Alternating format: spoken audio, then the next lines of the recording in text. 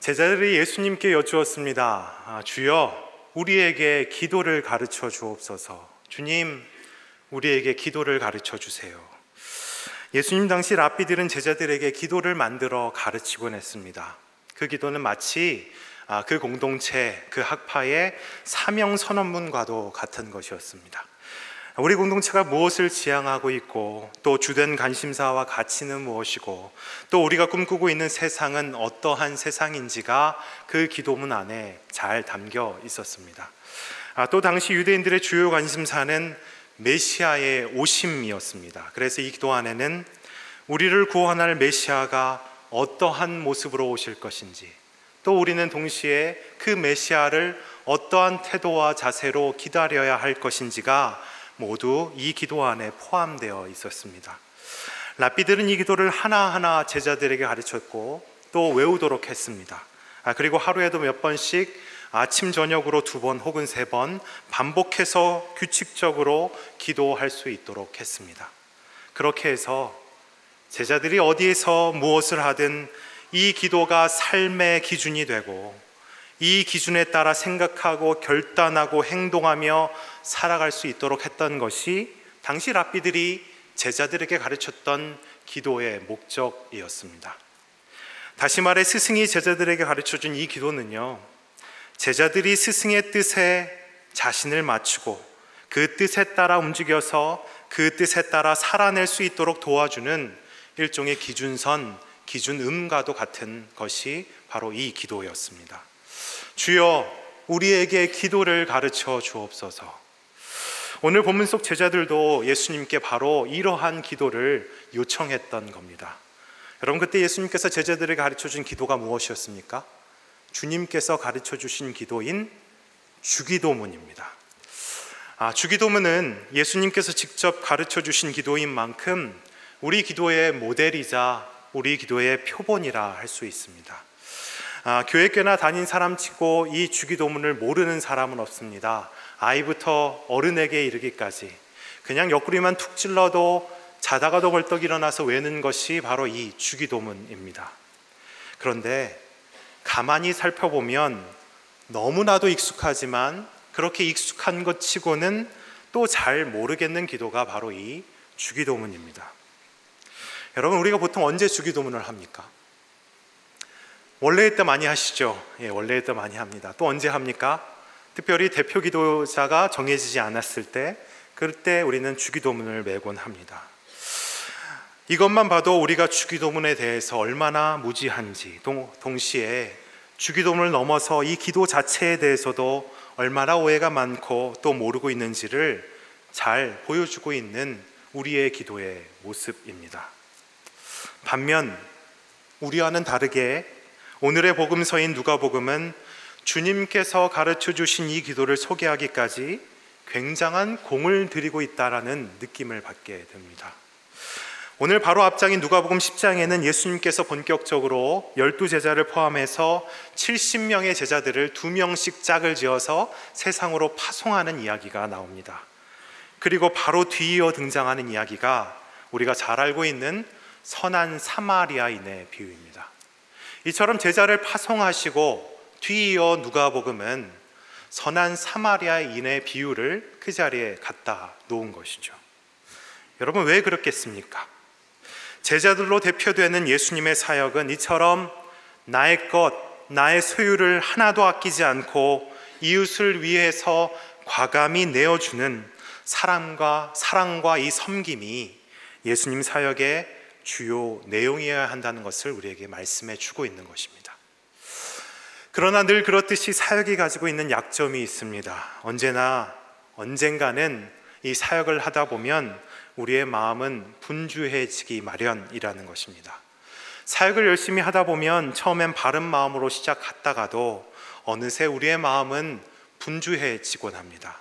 그래서 그 뒤에 이어진 이야기가 지난주 본문 말씀이었던 마르다와 마리아의 이야기입니다. 여러분, 사실 마르다는요, 누구보다 예수님을 마음을 다해 영접했고 마음을 다해 환영했던 그 당시만 해도 예수님을 내 마음의 주인으로 모시고 있던 사람이었습니다. 그러나 점점 준비하는 일이 많아지자 마음이 분주해졌고, 분주해져린 마음에는 더 이상 예수님이 주인으로 앉아 계실 만한 마음의 여유와 공간이 사라져 버렸 것입니다. 결국 일에 의해 마르다는 이리저리 계속 끌려다녔고, 심지어 마땅히 주인이셔야 할 예수님을 자기 마음에 따라 조종하기 시작합니다. 예수님, 놀고 있는 내 동생 마리아한테 좀 가셔서 너도 가서 일 좀 해라, 그렇게 말씀 좀 해주세요. 여러분, 마르다가 지금 무엇을 하고 있는 겁니까? 예수님이 하실 행동과 예수님이 말할 대사까지도 자기가 정해서 알려주고 있는 것입니다. 여러분, 어떻습니까? 쉽게 웃어넘길 수 있는 장면이 아니지요.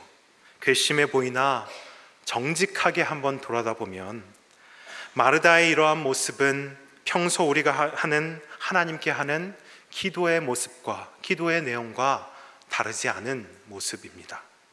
내가 이루고 싶은 것들, 또 내가 가지고 싶은 것들을 하나하나 쇼핑 리스트처럼 나열해 놓고는 하나님이 무엇을 원하시는지는 관심조차 없은 채 각각의 기도 제목들마다 그분의 능력이 임하기를 기도하는 것이 대부분 우리의 기도의 모습이지 않습니까? 조금의 민망함도 없습니다. 게다가 구하면 주실 것이다, 찾으면 찾게 될 것이다, 문을 두드리면 열릴 것이다, 앞뒤의 맥락도 무시한 채 이 말씀에만 밑줄을 2번 긋고는 열심히만 기도하는 것이 여러분, 우리의 기도의 솔직한 모습이지 않습니까? 여러분, 그렇다고 해서 이러한 기도가 잘못됐다는 것은 아닙니다. 인간으로서 어찌 보면 당연하고 또 할 수 있는 기도가 이러한 기도입니다. 우리의 아버지 되신 하나님께, 하나님의 자녀된 우리로서 못할 기도가 세상에 어디 있겠습니까? 수없이 투덜대고 불평하고 남의 흉을 본다 하더라도 하나님 앞에서 하는 것은 더 나은 법입니다. 하지만 우리는 스스로 우리의 이 기도가, 우리가 하는 이 기도의 내용이 나의 뜻을 이루기 위해 하나님의 능력만을 이용하는 것은 아닌지를 돌아볼 수 있어야 한다는 것입니다. 우리의 기도는 우리의 욕심과 욕망으로만 채워져 있어서는 안 되는 것입니다. 공교롭게도 마르다라는 이름의 뜻은 주인이라는 뜻을 가지고 있습니다. 반면 예수님의 발치에 앉아서 예수님의 말씀을 듣고 있던 마리아는 예수님께 이러한 칭찬을 듣게 됩니다. 마리아는 이 좋은 편을 택하였으니 빼앗기지 아니하리라. 마리아는 좋은 편을 택했다라고 예수님께서 칭찬하셨습니다. 여러분, 놀랍게도 마리아라는 이름의 뜻은 좋은 것이라는 뜻을 가지고 있습니다.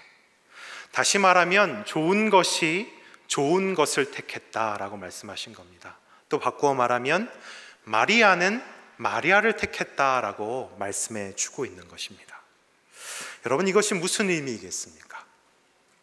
마리아는 자기 자신이 누구인지를 잘 알고 있었습니다. 나라고 하는 이 존재는 예수님의 발치에 앉아서 그분의 말씀을 조금도 듣지 않고는 언제든 다시 분주해 줄 수 있고, 또 언제든 다시 내 마음의 주인 자리를 예수님이 아닌 다른 것으로 채울 수 있는 너무나도 연약한 존재라는 것을 마리아는 스스로 잘 알고 있었던 것입니다. 그래서 자기의 자리가 어디인 줄 알고 마리아는 자기가 있어야 할 자리를 잘 선택했다라고 예수님이 칭찬해 주신 것입니다. 여러분, 흥미롭게도 그 당시 누군가의 발치에 앉았다라는 이 표현은요, 그분의 제자가 되었다라는 뜻의 관용구입니다. 이처럼 여기까지 이루고 나서야 예수님께서는 비로소 기도에 대해서 직접 말씀해 주십니다. 여러분, 결국 누가복음에서 말하고 있는 이 기도라는 것은요, 내가 누구인지를 아는 것이 전제되지 않으면 결코 참된 기도, 진정한 기도를 드릴 수 없다라는 것을 우리에게 말씀해 주고 계시는 겁니다. 주님의 발치에 앉아서 주의 말씀을 청종하지 않고서는 한순간도 온전한 모습으로 살아갈 수 없는 그러한 연약한 존재가 바로 나라는 것을 깨닫게 되는 순간, 우리는 그때에서야 진정한 기도가 무엇인지를 알게 된다라는 것입니다. 그래서 주님께서는 그 순간을 놓치지 않으시고 직접 기도를 가르쳐 주신 것입니다. 여러분은 여러분 자신이 어떠한 사람이라는 것을 잘 알고 계십니까? 여러분 기도하지 않으면 조금도 살아갈 수 없는 존재들이라는 것도 알고 계십니까? 나는 생각한다, 고로 나는 존재한다. 우리가 잘 알고 있는 철학자 데카르트의 명제입니다. 그런데 데카르트의 이 문장을 종교학자인 닐스 페레는 이렇게 바꾸어 말했습니다. 나는 기도한다, 고로 나는 존재한다. 믿는 자들에게 있어, 신앙인들에게 있어 이 기도는 마치 우리의 존재와도 같은 것이라는 말입니다. 기도하지 않으면 우리는 결코 더 이상 우리의 신앙을 이어갈 수 없다라는 것이죠. 그래서 기도하지 않는다는 것은 어쩌면 내가 신앙인이라고 하는 것을 부인하고 부정하는 것과도 같다는 말입니다. 여러분, 이러한 깨달음, 그것이 우리에게 있을 때에야 진정으로 참된 기도가 우리의 입에서부터 터져 나올 수 있는 것입니다. 이러한 자각, 이러한 자기 성찰이 있는 바로 그때에 주님께서 우리에게 가르쳐 주신 기도는 아버지여, 이 한마디의 외마디 부름으로부터 시작됩니다. 아버지여. 내가 누구인지를 알게 되었을 때, 즉 하나님 앞에서 내가 얼마나 연약한 존재인지를 알게 되었을 때, 그때 여러분 우리에게 주어진 기도의 첫 마디가 아버지라는 것입니다. 아버지여. 아무것도 아닌 것처럼 보이는 짧은 이 하나의 단어이지만 내가 얼마나 연약하고 부족한지, 또 얼마나 하나님의 긍휼이 필요한 자인지를 알게 되었을 때, 여러분 그때 부르는 아버지라는 이 한마디가 여러분 얼마나 감동스럽고 얼마나 감격적이겠습니까? 내가 불러야 하는 말이지만 아버지라는 그 말이 내 입에서 다 쏟아져 나오기도 전에 우리 하나님 아버지께서는 내 그 간절한 마음을 미리 아시고는 내게로 단걸음에 달려 나와서 나를 껴안아 주시고 나를 위로해 주시지 않으시겠습니까? 이것은 우리가 잘 알고 있는 돌아온 탕자의 비유에서 모든 재산을 다 탕진하고 아버지밖에 의지할 데 없어 다시 돌이켜 돌아오는 아들을 향해 마치 이 순간만을 그토록 기다려왔던 것처럼 다급하게 달려나가시는 아버지의 모습을 생각나게 합니다. 여러분 잘 알고 계시죠? 우리는 잘 알고 있습니다. 예수님을 믿는다고 해서 우리가를 가로막고 있던 모든 문제들이 전부 다 해결되지는 않습니다. 여러분 충격적이십니까? 그러나 그것이 여러분 사실입니다. 주님은 전능하시기에 이 모든 것을 다 하실 수 있는 분이시긴 합니다. 그러나 그런 일이 우리의 삶 속에 자주 일어나지는 않습니다.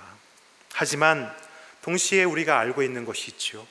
이처럼 우리가 하나님을 아버지라고 부를 때 우리의 문제가 해결되지는 않으나 우리의 문제가 해소될 수 있다는 것은 잘 알고 있습니다. 하나님을 아버지로 부르는 그 순간 나를 사로잡고 있던 삶과 죽음의 문제가 하나님이 생각하신 것과 달랐다라고 하는 것을 우리는 그 순간 알 수 있게 됩니다. 또 하나님을 아버지로 부르는 순간 또 나를 그토록 흔들어 놓고 있던 행복과 불행의 문제가 하나님이 생각하시는 것과 달랐다라는 것을 그 순간 우리는 깨닫게 됩니다. 우리의 하나님을 아버지라고 부르는 그 순간 나를 그토록 조여오던 성공과 실패의 문제, 부요함과 가난함의 문제가 하나님이 생각하시는 그것과 달랐다라는 것을 우리는 또 알게 됩니다. 여러분 다시 기억하십시오. 내가 간구하는 모든 문제가 다 해결될 때에 우리의 기도가 완성되는 것이 아닙니다. 기도를 통해 하나님이 우리의 아버지시라는 그 사실이 회복될 때에 우리를 그토록 올가매오던 우리의 문제는 더 이상 문제가 아닌 것으로 해소되는 것입니다. 그때야 비로소 우리의 기도가 완성되는 것입니다. 아버지여. 이 외마디 부름에 이어 누가복음에 나타난 주기도문은 크게 5개의 문장으로 이루어져 있습니다. 그런데 이 5개의 문장을 가만히 살펴보면 모두 우리가 하는 간구의 형태를 띠고 있으나 사실 엄밀히 말해보면 우리가 간구해야 할 내용은 아닙니다. 즉 주기도문의 내용은 우리가 간구해야만 비로소 이루어지는 것들이 아니라 우리가 간구하지 않아도 하나님께서 이미 이루어내셨고 앞으로도 계속해서 스스로 이루어 가실 것들로 채워져 있는 기도가 바로 이 기도라고 하는 것입니다. 여러분, 주기도문의 첫 번째 문장이 무엇입니까? 아버지여 이름이 거룩히 여김을 받으시오며. 하나님의 이름은요, 우리가 거룩하게 여기지 않아도 이미 하나님의 이름은 거룩하십니다. 그리고 누구보다 하나님의 이름이 거룩히 여김을 받기를 바라시는 분은 누구보다 하나님 자신이십니다. 여러분, 주기도문의 두 번째 문장이 무엇입니까? 나라가 임하시오며입니다. 하나님의 나라는요, 내가 간구하며 오는 것이고 내가 간구하지 않으면 오지 않는 그러한 나라가 아닙니다. 하나님께서 정하신 그 때가 되면 스스로 임하는 것이 하나님의 나라입니다.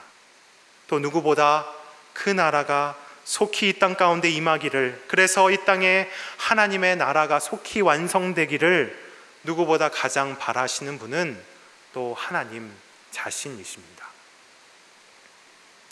이어지는 주기도문의 세 번째 문장은 우리에게 날마다 일용할 양식을 주시옵고입니다. 여러분, 우리의 아버지 되신 하나님께서는요, 내가 달라고 간구하지 않아도 음식을 먹지 않으면, 양식을 구하지 않으면 우리가 조금도 살 수 없다라는 것을 하나님 아버지께서 이미 잘 알고 계십니다.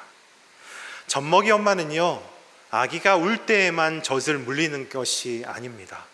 그가 언제쯤 배고플 것인지를 미리 알고 시간을 정해서 아기가 울기도 전에 그 입에 젖을 물리는 것이 어미의 모습이고 행동이지 않습니까? 하물며 하나님 아버지는 어떠하시겠습니까? 주기도문의 네 번째 문장은 우리의 죄도 사하여 주시옵고입니다. 하나님은 예수님의 십자가 사건을 통해서 이미 우리의 죄를 용서해 주셨습니다. 또 그로도 언제든지 우리가 회개하기만 하면 우리를 용서해 주시려고 오늘도 지금 이 순간에도 우리를 기다리고 계시는 분이 바로 하나님이십니다. 주기도문의 마지막 문장, 여러분 무엇입니까? 우리를 시험에 들게 하지 마시옵소서. 하나님은요, 우리의 아버지 되신 하나님은 결코 우리를 시험에 빠뜨리기를 원치 않으시는 분이십니다. 누구보다 우리를 보호하고 싶어 하시고 누구보다 우리를 선한 길로 인도해 내고 싶으신 분이 바로 우리의 하나님이십니다. 이처럼 주님께서 우리에게 가르쳐 주신 이 기도는요, 우리가 바라고 간구하는 것보다 하나님께서 우리에게 바라신 일들로 가득 차 있는 기도가 바로 이 기도입니다. 우리의 뜻이 아니라 하나님의 뜻이, 또 우리의 꿈이 아니라 하나님의 꿈과 계획으로 가득 차 있는 기도가 바로 주님께서 우리에게 가르쳐 주신 기도입니다. 예수님께서는 이 기도를 가르쳐 주시면서 이렇게 말씀하셨습니다. 너희는 기도할 때에 이렇게 하라. 즉 너희는 기도할 때에 이것을 말하기만 하면 된다. 기도는 이것을 말하는 것이다. 이렇게 우리에게 말씀해 주셨습니다. 여러분, 그렇다면 기도란 무엇이겠습니까? 나의 뜻을 이뤄내기 위해 하나님을 움직이는 것이 아니라 하나님의 뜻을 이루어드리기 위해 나의 뜻을 하나님의 뜻에 맞추고 또 고치고 또 그렇게 나를 움직여가는 것이 주님께서 우리에게 가르쳐 주신 기도의 참된 모습이라고 하는 것입니다. 여러분, 어쩌면 기도는요, 악기를 조율하는 것과 같은 것입니다. 음악회에 가면 본격적인 연주회가 시작되기 전에 반드시 거쳐야 하는 순서가 있습니다. 악기를 조율하는 것입니다. 먼저 악장이 음을 하나 길게 내면 다른 악기 연주자들이 그 음에 따라 자신의 악기를 조율하고 또 조율합니다. 아무것도 아닌 시간 같은데 이 과정을 잘 견뎌내야만 제대로 된 또 아름답고 완성된 음악을 연주할 수 있는 것입니다. 그러나 그 조율의 과정은 쉬운 일은 아닙니다. 때론 지루하고 답답하죠. 그냥 건너뛰고 싶은 마음도 굴뚝 같습니다. 그러나 그 마음을 잘 참아내야 합니다. 또한 끊임없이 기준음을 놓치지 않으려고 집중도 해야 합니다. 주변의 소리는 물론이고 내 마음에서 울리는 마음의 소음까지도 잘 차단할 수 있어야 합니다. 미세한 음정 차이를 분별해내기 위해서는 또 수없이 듣는 훈련의 시간도 거쳐내야만 합니다. 그리고 마지막으로 그 기준음과 동일한 음정을 내기 위해 끊임없이 나를 조여가야 합니다. 이처럼 기도는 악기를 조율하는 것과 같습니다. 또한 악기를 조율하는 그 과정이 쉽지 않은 것처럼 하나님의 뜻에 따라 나를 움직여가는 것은 이 모든 이 과정은 결코 쉬운 일이 아닙니다. 그러나 여러분 포기하지 마십시오. 그 마음을 주님께서도 아주 잘 알고 계십니다. 그래서 마지막으로 예수님께서는 여전히 하나님은 우리에게 신뢰할 만한 아버지이시다라는 사실을 우리에게 확증해 주고 계십니다. 본문 11절의 말씀입니다. 너희 중에 아버지 된 자로서 누가 아들이 생선을 달라 하는데 생선 대신에 뱀을 주며 알을 달라 하는데 전갈을 주겠느냐. 생선을 달라 하는 아들에게 뱀을 줄 아버지는 없습니다. 또 알을 달라 하는데 전갈을 줄 아버지도 없습니다. 너무나 당연한 것과 같은 이 말씀은 여러분, 예수님께서 왜 우리에게 하고 계시는 것일까요? 갈릴리 호수에 가면 여러분 물뱀이 자주 출몰한다고 합니다. 그래서 물고기를 잡아 올리면 자칫 물뱀이 그물과 함께 걸려들 수 있다고 합니다. 생김새, 물뱀과 생선의 생김새는 다르지만 만일 물고기와 뱀을 눈으로 보지 않고 손으로만 만져본다면 그 느낌이 참 비슷할 것입니다. 아들이 생선을 달라 하는데 그게 생선인지 물뱀인지 제대로 확인하지도 않고 그냥 아무거나 집어서 건네줄 아버지가 세상에 어디 있겠느냐. 아버지라면 아들에게 잡은 생선 중에서도 가장 좋은 생선으로 주고 싶어서 고심하고 또 고심할 뿐만 아니라 고르고 또 골라서 아들에게 건네주지 않겠느냐, 이 말씀을 하고 계시는 것입니다. 알과 전갈도 마찬가지입니다. 광야에서 서식하는 전갈은 대부분 흰색이라고 합니다. 멀리서 보면 흰색의 둥글둥글한 모양이 충분히 알과 혼동될 수 있습니다. 그러나 그렇다고 해서 아들이 알을 달라고 하는데 그것이 알인지 전갈인지 제대로 확인도 않은 채 아무거나 옛다 이렇게 줄 아버지가 세상에 어디 있겠느냐. 우리의 아버지 되신 하나님은 자녀인 우리에게 아무거나 대충 그렇게 집어주시는 분이 아니라 내 아들에게 지금 무엇이 필요한지 세심하게 고르셔서 또 고심하시고 고르셔서 가장 좋은 것으로 주고 싶어 하시는 분이 바로 하나님 아버지가 아니시냐, 이 말씀을 예수님께서 우리에게 하고 계시는 것입니다. 그러니 나의 뜻을 끝까지 믿고 따라와 주지 않겠느냐. 여러분, 예수님께서 우리에게 그렇게 말씀해 주고 계시는 겁니다. 그리고는 마지막에 이렇게까지 말씀하십니다. 우리 13절의 말씀입니다. 너희가 악할지라도 좋은 것을 자식에게 줄 줄 알거든 하물며 너희 하늘 아버지께서 구하는 자에게 성령을 주시지 않겠느냐 하시니라. 누가복음에서의 성령은요, 최고 중에 최고의 선물을 가리키는 표현입니다. 하나님의 뜻에 따라 끝까지 그분을 신뢰하며 자신을 움직이고 또 조율하려고 부단히 애를 쓰는 너희에게 우리 하나님 아버지께서 최고의 선물까지도 내어주시지 아니하겠느냐 말씀해 주시는 겁니다. 여러분, 성령은요, 궁극적으로 누구를 가리키겠습니까? 하나님 자신을 가리키는 것이기도 합니다.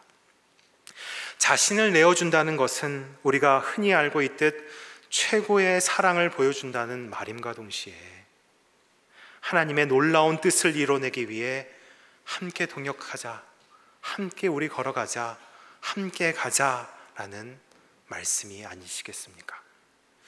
하나님은 모든 것을 스스로 하실 수 있는 분이시지만 하나님은 우리들의 손과 발, 우리의 몸을 사용하셔서 당신의 나라를 이루어 가시는 분이십니다.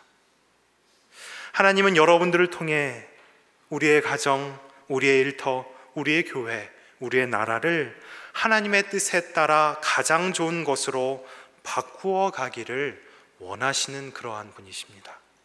그래서 하나님은 오늘도 하나님의 뜻에 따라 끊임없이 자신의 뜻을 조율해가는, 즉 참된 기도를 하는 하나님의 자녀들을 찾고 계시는 것입니다. 그리고 그를 위해 내 자신까지도 내어줄 준비가 되어 있다라고 약속해 주시고 또 말씀해 주고 계십니다. 지금 여기에 앉아있는 우리 모두는 주의 말씀을 사모하여 주의 발치에 앉아 있습니다. 다시 말하면 오늘 이 기도의 가르침을 받을 준비가 되어 있다라는 말입니다. 그러한 우리에게 주님께서는 지금 바로 오늘도 우리에게 이렇게 말씀해 주십니다. 너희는 기도할 때에 이렇게 기도하라. 이 주님의 부르심에 오늘도 당당히 응답해 가시는 저와 여러분 다 되실 수 있기를 주님의 이름으로 축원합니다. 기도하시겠습니다. 하나님 아버지를 신뢰함으로 하나님의 뜻 앞에 나의 뜻을 조율해가는 참된 기도를 올려드리는 주의 자녀들 다 되게 하여 주시옵소서. 그래서 주께서 꿈꾸시는 이 아름다운 세상, 주와 함께 동행하고 동역하며 이루어 나가도록 우리를 인도하여 주시옵소서. 예수 그리스도의 이름으로 기도합니다. 아멘.